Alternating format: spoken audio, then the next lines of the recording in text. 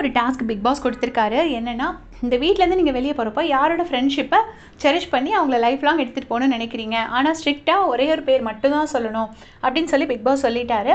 அப்போ வந்து திவ்யா சொல்கிறாங்க, நான் வந்து இந்த வீட்டில் நிறைய பேர் கூட பழகிருக்கேன் அப்படின்னு சொல்லிட்டு அழறாங்க. அவங்க ஆதிரை பேரை சொல்லியிருக்காங்க போல இருக்கு. ஏன்னா அழுது முடிக்கும் போது ஆதிரை போயிட்டு ஹக் பண்ணுறாங்க. எல்லாரும் ஓடி போய் ஹக் பண்ணுறாங்க. இது வந்து பிபி டைம்ஸ் நியூஸ் பேப்பர்லேயும் வந்துச்சு. நான் நிறைய வாட்டி பார்த்துருக்கேன். திவ்யா எப்போவுமே பெஸ்ட் பெர்ஃபார்மர் அது இது நிறைய விஷயத்தில் வந்துட்டு ஆதிரை பேர் சொல்லியிருக்காங்க. பட் ஆக்சுவலாக நிறைய பேர் நினைக்கிற மாதிரி ஆதிரை வந்து எல்லா இடத்துலையும் திவ்யாவோட பேரை சொன்னதே கிடையாது. ஆதிரை வந்து திவ்யா பேர் தான் சொல்லணுங்கிறது கட்டாயம் கிடையாது. அவங்களுக்கு பிடிச்சாதான் சொல்லுவாங்க. பட் நான் அதை நோட்டீஸ் பண்ணியிருக்கேன், அதனால ஷேர் பண்ணுறேன். அந்த ஜெயிலில் இருக்கும்போது யார் வெளியில் போகணுன்னு சொல்கிறதுக்கும் கடைசி வரை பாரு பேர் தான் சொல்லியிருப்பாங்க. பெஸ்ட் பர்ஃபார்மன்ஸ் அந்த திவ்யா அந்த டான்ஸ் ட்ரெஸ்ஸில் இருக்கும்போது யாருமே அவங்களுக்கு கொடுக்காத டைம்லேயும் அவங்க வந்து திவ்யாவோட பேரை சொல்லியிருக்க மாட்டாங்க.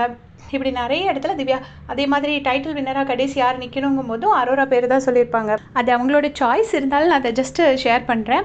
அதுக்கடுத்தது சபரி வந்து எஃப்ஜே சொல்கிறாரு. சபரி எஃப்ஜே ஹக் பண்ணி எஃப்ஜே கண்ணில் கண்ணீர் வந்து நான் பார்த்ததே கிடையாது.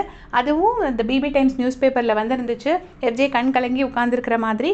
நேற்று எஃப்ஜே என்ட்ரி கொடுத்தப்புறமும் சபரி எஃப்ஜேயும் பார்த்தீங்கன்னா ரொம்ப ஒரு லாங் டைமுக்கு ஹக் பண்ணிகிட்டே இருந்திருப்பாங்க. 2 பேருக்குள்ள ஒரு பியூட்டிஃபுல் ஃப்ரெண்ட்ஷிப் இருந்துச்சு. அதுதான் இப்போவும் கண்டினியூ பண்ணுறாங்க.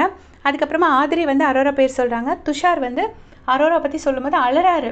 ஒரு 4 hours கண்டினியூஸாக எனக்கு வேண்டி அழுதுருக்கா அப்படின்னு சொல்லிட்டு சொல்கிறாரு. அரோராவும் அந்த பக்கம் அழறாங்க. அதுக்கடுத்து விக்ரம் வந்து கனியக்காவை சொல்கிறாங்க. இந்த வீட்டை விட்டு போய் ஃப்ரெண்ட்ஷிப் கண்டினியூ பண்ணலைன்னா உனக்கு அடிதாங்கிற மாதிரி கனியக்காவை சொல்கிறாங்க.